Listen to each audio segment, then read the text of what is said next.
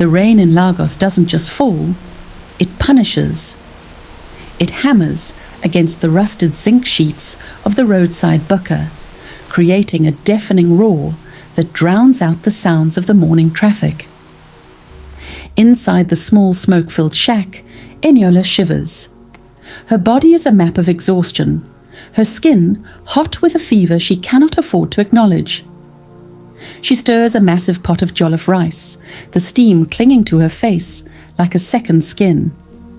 Her younger sister, Titi, watches her with eyes full of pity and anger. She sees the way Eniola's hands tremble as she packs food into plastic containers. These aren't just for customers, they are for a family that hasn't paid a kobo for a meal in 7 years. "Eniola, look at you," Titi says, her voice sharp with frustration. "You are burning up. If you collapse today, who will feed these people?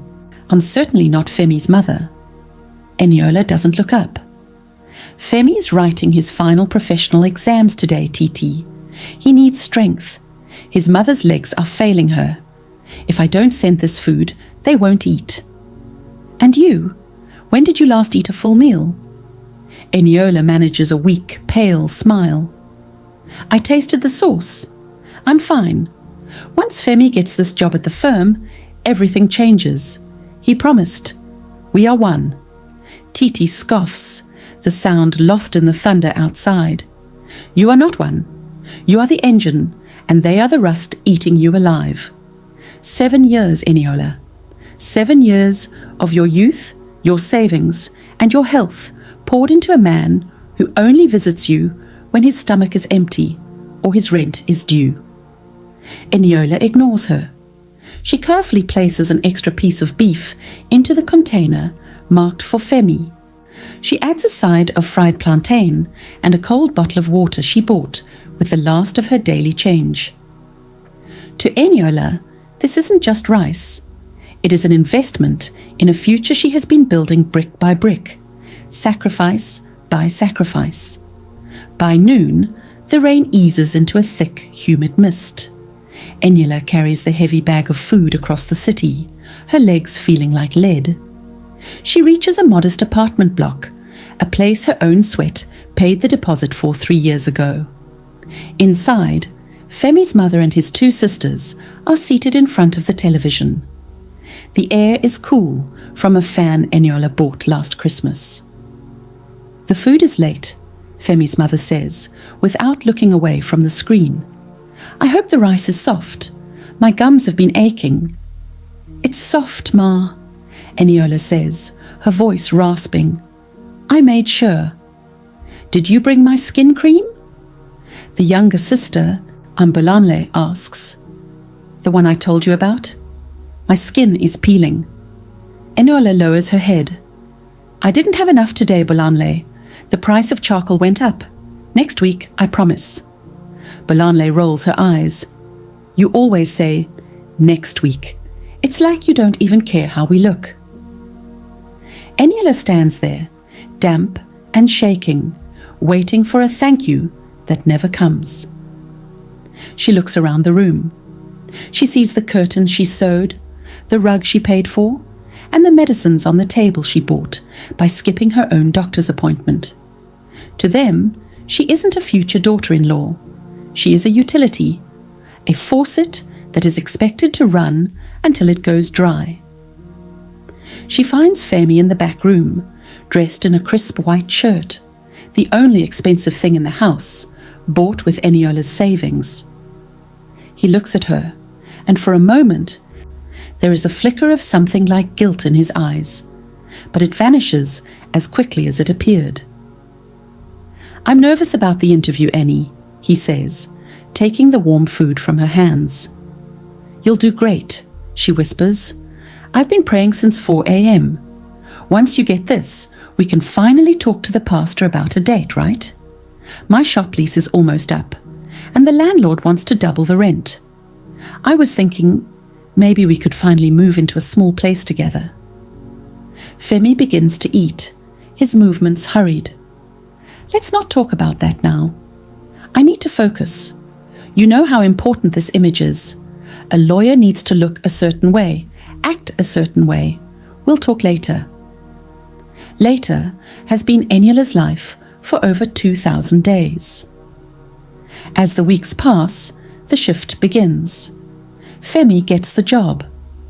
The news should be the happiest moment of Eniola's life, but instead, it feels like the beginning of an ending. Femi starts coming home later. His phone is always face down. He stops visiting the bukkah, saying the smell of firewood smoke clings to his expensive suits and makes his colleagues look at him strangely. One afternoon, a woman walks into Eniola's shop. She is polished, her hair perfectly laid, her fingernails long and decorated with stones. She looks at the wooden benches and the blackened pots with an expression of pure disgust. "Are you the girl who brings food to Femi's house?" the woman asks. Eniola wipes her hands on her apron. "I am Eniola, Femi's fiancée. Can I help you?" The woman laughs, a cold, melodic sound. "Fiancée? That's cute. I'm Sandra. My father is the senior partner at Femi's firm. Femi and I are heading to Lagos Island for a gala tonight. He asked me to stop by and tell you to stop bringing those plastic containers to the house. It's embarrassing. He has a cook now." The world tilts. Eniola feels the heat of the fire behind her, but her blood is ice. Femi wouldn't say that. "Femi's a man with a future, honey. And look at you. You smell like onions and old grease. You were a ladder. He's finished climbing. Why would he keep the ladder in his living room?" Eniola waits for Femi that night outside his house. She waits through the rain, through the mosquitoes, through the biting cold of the Lagos night. When his car pulls up, a company car she never knew he received, she stands in the headlights like a ghost. Femi steps out, looking like a king. He sees her, and his face hardens. "What are you doing here, Eniola? You look like a beggar." "My neighbours are watching." "Is it true?" she asks, her voice barely a whisper. "The girl, the gala, the ladder?" Femi sighs, a sound of profound boredom. "Eniola, be reasonable. We had a good run. You helped me when I was down, and I'll always appreciate that. But look at us. I'm moving in circles where people discuss international law and offshore investments. You spend your day arguing over the price of a bag of pepper. What would we even talk about at a dinner table? I gave you 11 years, she screams, the sound tearing from her chest. I sold my mother's gold for your tuition. I lost my health so your mother could have hers. I am classless because I gave all my class to you. I never forced you, Femi says, his voice cold and flat. You did those things because you wanted to. Don't turn your charity into a debt now. I'll send you some money to fix your shop roof. Let's end this with some dignity. He walks past her, his polished shoes clicking on the pavement she once swept. His mother stands at the door, watching. She doesn't call Eniola in. She doesn't offer a towel for the rain. She simply closes the door and turns off the porch light. Eniola falls to her knees in the mud. The silence of the street is louder than the rain. She looks at her hands, calloused, burnt, and stained with years of hard labour. She realizes then that she hadn't been building a home. She had been building a prison. The next morning, Eniola doesn't open the bukkah. She sits in her small empty room. She had sold her bed to pay for Femi's final exam fees. She had sold her fridge to buy his mother's heart medication. She has nothing left but the clothes on her back and a heart that feels like a hollowed-out shell. Titi finds her there, hours later. She doesn't say, "I told you so." She simply sits on the floor next to her sister and holds her hand.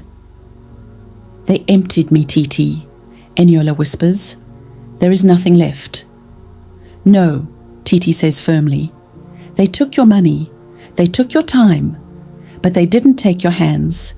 Those hands fed a whole neighborhood while you were starving. Imagine what those hands could do if they only fed you. Eniola looks at her hands. She thinks of the years she spent dreaming of a wedding dress, only to be left in a stained apron. She thinks of the class Femi said she lacked. I'm going to learn, Eniola says, a new sharp edge to her voice. I'm going to go to the school I dropped out of, so he could graduate. I am going to build a business that doesn't smell like smoke, but like success. And one day, he will have to sit at a table where I am the one serving the terms, not the rice. The road back is long. It is bitter. There are days when Eniola wakes up screaming from the memory of that closed door. But she uses the pain as fuel. She sells the pots, the benches, and the lease to the bukkah. She enrolls in an adult education program by day and works as a cleaning supervisor by night. 5 years later, at a high-end corporate catering event in a skyscraper overlooking the Atlantic, a woman walks through the hall. She's dressed in a tailored navy suit, her hair in a sharp, elegant bob. She's the CEO of the city's fastest-growing logistics and industrial kitchen firm. She passes a man standing in the corner, looking haggard, or his suit slightly frayed at the cuffs. It's Femi. He's been passed over for partner. His classy wife left him when his father-in-law's firm faced a scandal. He looks at the woman, his eyes widening in recognition. Eniola, he stammers, reaching out a hand. She stops, looking at him with the detached curiosity one might show a stranger. She doesn't see a lover. She doesn't see a villain. She sees a ghost of a life she no longer lives. Do I know you? She asks. It's me, Femi, Eni. I've had a very hard time. My mother is sick again, and the bills. I was hoping we could talk, for old time's sake. Eniola looks at his outstretched hand, the same hand she used to put meat into. She smiles, and for the first time in 16 years, the smile reaches her eyes. It isn't a smile of kindness. It is the smile of a woman who finally belongs to herself. I'm sorry, she says, turning to walk toward the podium where she is the keynote speaker. I don't have any more later to give you. I used it all on myself. Eniola's journey from the smoke of the bukkah to the heights of the boardroom shows that the greatest revenge isn't anger. It's becoming unrecognizable to those who broke you. But Eniola's story is just the beginning. Some betrayals run even deeper than a stolen youth. Wait until you hear what happened when her sister Titi discovered the real reason Femi's mother wanted Eniola out of the house. It wasn't just about class. It was a secret that would change everything.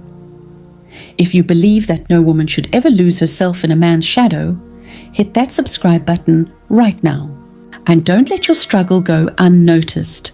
Share this story with someone who needs to remember their own worth today. Drop a mentatot in the comments if you're choosing yourself this year.